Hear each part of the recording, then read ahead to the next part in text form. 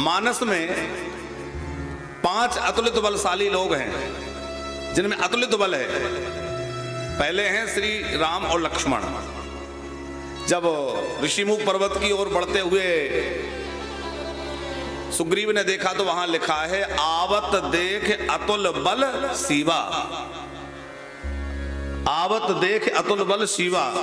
अतुलित बल के निधान जो श्री राम लक्ष्मण हैं उनको आते हुए किसने देखा? सुग्रीव ने। तो अतुलित बल के धाम है।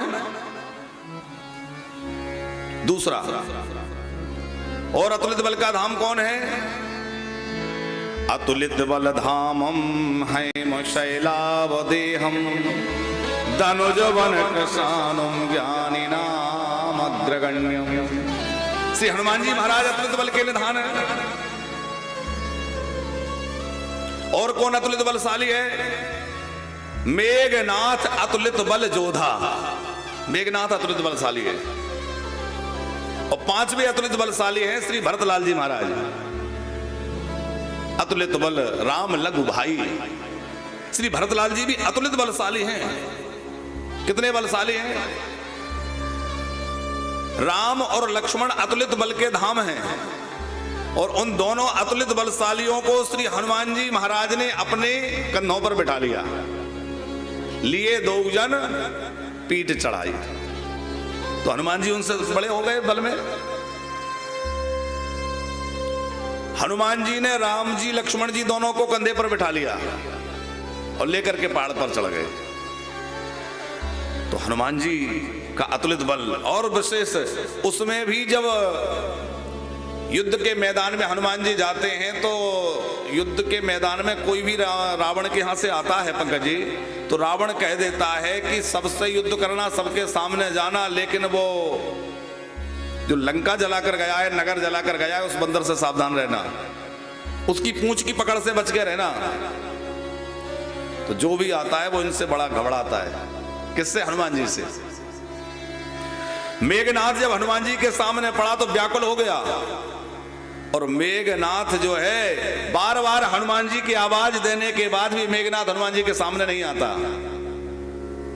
आप लंका कांड पढ़ेंगे तो हनुमान जी बार बार आवाज लगा रहे हैं, लेकिन हनुमान जी रथ चढ़ गए आकाश में चला गया। और हनुमान जी ने बार बार बुलाया लेकिन सामने नहीं आया। तो भाई अतुलित बलशाली भी हनुमान जी के सामने छोटा पड़ गया।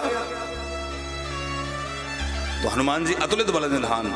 लेकिन वही हनुमान जी महाराज जब पर्वत को लेकर के और बूटी लेकर के पर्वत के सहित आ रहे थे और श्री भरतलाल जी ने देखा कि कोई विशाल पर्वत को लेकर के चला जा रहा है, तो बिना फर का बाण श्री भरतलाल जी ने मारा और श्री हनुमंत लाल जी महाराज तुरंत धराशायी हो गए, भूमि पर आ गिरे। और भूमि पर आकर के गिरे